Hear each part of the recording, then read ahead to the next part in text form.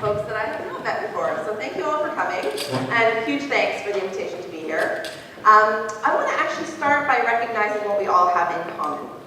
I took a look at the registration list just before we got started, and the people in this room are really doing incredibly important work. You guys are connecting and inspiring people through arts, through sports and recreation. You're working on our democracy, on protecting our environment, on health, all kinds of issues that are really critical to our communities. And you're each playing an important leadership role in those causes. And it's not always easy because you work in a very complex, rapidly changing, and sometimes difficult context. So I want to thank you for your smarts and creativity, your anger and your good humor, your passion and dedication. It really is critical to our communities. And I also want to challenge you. You have the opportunity to increase your organization's impact to become an abundant not-for-profit by linking engagement and technology. And that's what I'm going to talk about with you this morning. We're living at a pretty critical point in history. I know you all feel that. And I'm not going to list all of the issues that we have in front of us, because I know you all know that too. We're inundated by those things every day. And we also know that there are a lot of examples of people coming together, working shoulder to shoulder, dreaming and scheming to make things different and to create a positive future. And I want to say that on that front, on the people front, we actually have, I'm going to just go back and forth since we're here. We actually have, this is you guys changing the world, we really have a unique advantage in this space. We have the opportunity in this sector, in the not-for-profit sector, and, Vantage Point is also a not-for-profit organization. We have the opportunity to attract and deploy human resources in two ways: by compensating people with money, and by compensating people with a meaningful experience. Now that might sound obvious. We all kind of know that. But think about it, government can't do that. The private sector can't do that. We have a tremendous advantage in this space. And yet it really barely figures into our strategies. We are not taking nearly enough opportunity of that, we're not taking that opportunity seriously enough, I would say. Believe it or not, there's actually an abundance of people in our communities, in our city, wherever you live, down in Seattle and Portland, that are eager and yearning to be part of your organizations. They're looking for ways in right now. They're on your websites, they're looking to see how can I get engaged. And that means you have the opportunity to hire the best, the most talented people, and pay them differently. Money is limited in our sector, but you can pay these people with what we have in spades. You can pay them with meaning, with connection, with an opportunity to learn and the chance to make a difference. So I'm going to ask you a series of questions. I want you to play along, holding up your hands, and really think about it, be honest. How many of you know someone who is smart and talented and looking for a way into a cause that they're passionate about, and they haven't been able to find the kind of role that they're looking for? Any of you know someone like that? Okay, keep your hands up. How many of you know someone who is involved in a cause, but isn't contributing, they have some skill or talent or expertise that they're not giving to that organization or that cause just yet? Any of you have those people? Maybe yourself? Okay, keep your hands up. And how many have had this experience? You have someone approach your organization with like incredible skills or experience or knowledge, and they want to get involved, and you're like, I have no idea what to do with you. Okay, so look at all of these hands, right? Think about all of that potential. I ask those questions in rooms across the province. I get the same response. Think about all of that untapped potential. Think about, like, look out the window. I know Eli told you not to, but really, look out the window. Think about our city. This is one tiny snapshot. And then go higher to our city and our province and the world, and think about all that untapped potential. And what if we could harness it and put it to work for the causes in this room and beyond? It would be a game changer. Now you might be wondering, what does all that have to do with technology? Because that's, after all, the conference that we're at. And here's the connection. Technology is a powerful tool for engagement. You all know that, you're at this conference, right? People can connect in ways, we were just talking about in the last presentation, in ways that they could not 5, 10, 20 years ago. And some organizations have started to go down the road of leveraging those things. The thing is that digital strategy will only get you so far if you don't have an equally strong engagement strategy that invites people into the organization and actually allows them to do meaningful work. And too often what we see is that those activities are delegated to one person in the organization to take care of. Often it's off the side of their desk, and often they're at the bottom of the organizational hierarchy. And so we hire social media managers, but we don't have a deep digital strategy. And we hire volunteer managers, but we don't have a robust people engagement strategy. So I'm saying we can do better. And it's important that we do, because in the future, the not-for-profits that are going to be the most successful are those that deeply combine technology with engagement. Leaders are going to drive that culture from the top as a default mode for everyone on the team. Relationship building, both online and offline, will be a core responsibility of everybody in the organization. And that means everybody in the team is going to be responsible for carrying out the digital strategy, and everyone in the organization is going to be responsible for engaging people from the community in their work. They're going to believe that there are people out there that want to be engaged, and they're going to be equipped and empowered to go out and proactively engage those people. To get there, we're going to have to start thinking and acting very differently. It's time to reinvent and restructure our organizations so that they can be a channel for individuals in the community to achieve our missions, so that we can all achieve those together. So to highlight that idea, I just want to tell you a story about some organizations, two organizations that you may be familiar with. How many of you are old like me and remember Encyclopedia Britannica? All right. When I was testing this, you're like, I don't even know what that is. I feel better. So in 1994, they released an online version, the first online version of their encyclopedia, accessible for a fee. They were trying to evolve their organization to be relevant in the digital world, but they used a traditional approach. So they went out and hired a bunch of experts and researchers to create content, and then they paid for this elaborate, expensive online retrieval software. 6 years later, Wikipedia came along and was founded as a not-for-profit organization that was open and collaborative and free. Its creators took a different route, right? We all know this. Rather than hiring experts, they invited anyone who visited the site to go on and create content and contribute to the knowledge there. Now, we all know the end of that story now, but at the time, who would you have bet on? On the one hand, you have this multinational, well-resourced, for-profit organization, global, and on the other hand, you have this startup, nonprofit, with this crazy idea that's relying on volunteers to get this thing done, right? Does anybody know what happened to Encyclopedia Britannica? Not really. It kind of proves my point, right?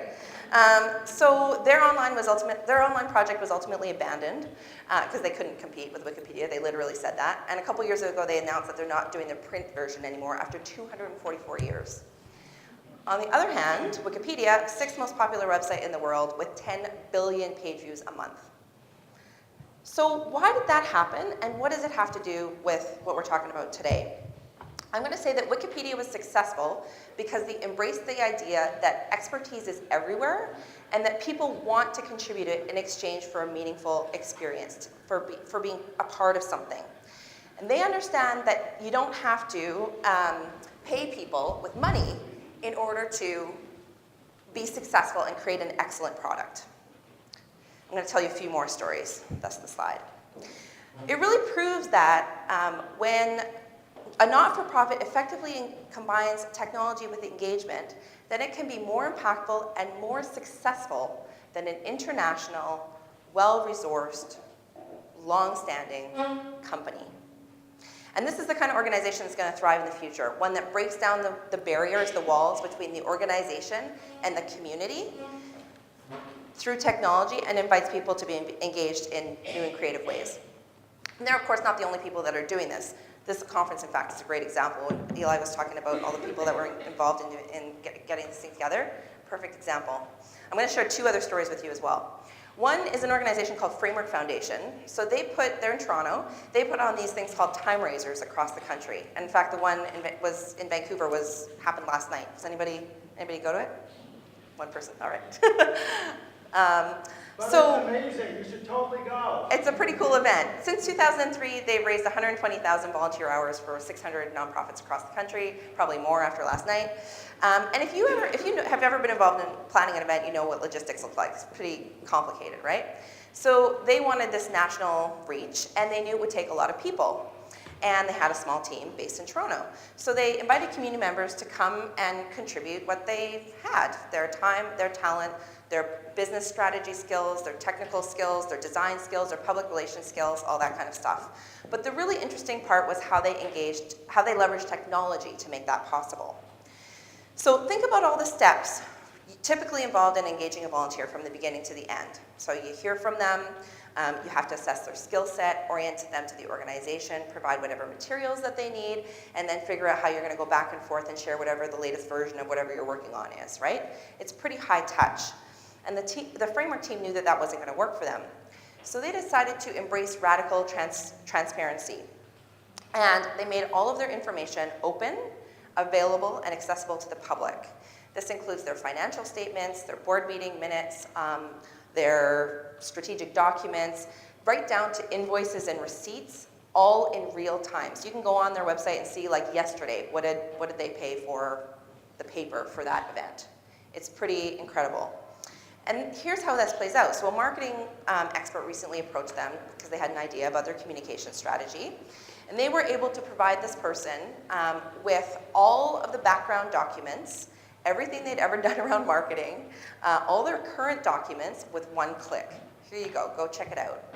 The person then looked at it all, reviewed it, created a proposal, an informed proposal, gave it to the organization says, yes, this looks great, let's go, and they can get started right away. No asking for logos or whatever the latest documents are, no emailing back and forth, they can literally hit the ground running.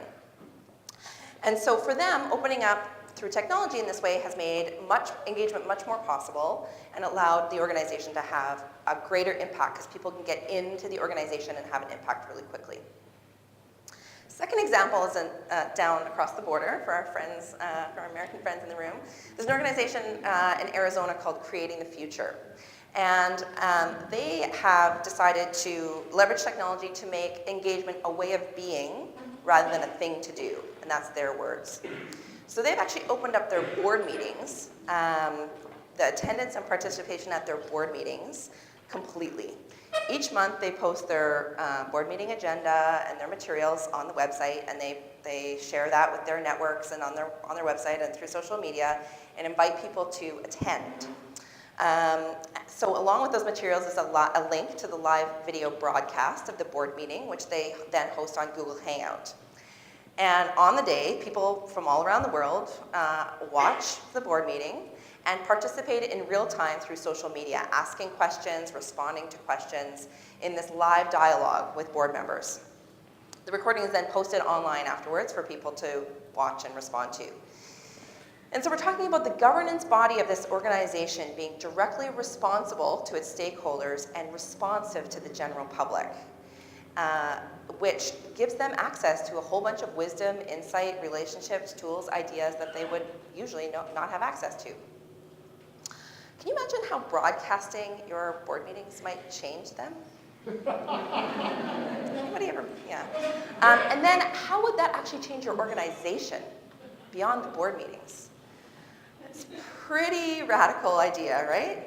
Now, I'm not saying you have to go that far. These are people that are kind of at the front, the leading edge of this idea. But I am inviting you to think about how can you push the boundaries of what you're doing to invite people and allow people into your organization in new and creative ways. So I'm going to get a little bit more concrete. And I have three, those are all the people. Oh dear, my slides are not the main attraction here. So I have three suggestions, 3 tips around what you can do. The first, and first before I do that, I want to say that if you're the executive director or board member in this room, this change starts with you. you have the ability to drive a culture of an engagement and digital technology strategy right from the top of the organization. Nobody else can do that. If you're not an executive director or a board member, you also can implement and advocate a lot of the things I'm going to talk about. The first is to say that it's important to position your organization as a vehicle for social change. You are part of a constellation, an ecosystem of organizations and individuals that are working on issues the same as you. So the purpose of your organization is not the organization itself. It's as a channel for individuals to come together and create collective solutions. Resist the pressure to look inward. And I'm getting 2 minutes at the back of the room and 5 minutes, so I don't know where I am, but I think I'll be done in 5, less than 5. Resist the pressure to look inward and expect your staff to have all the answers and to do all the work. Rather than protect and shore up your organization, focus it strategically to channel all of the energy in the community towards the cause that you're working on, because that's how you're going to win. Number 2, be willing to give up control.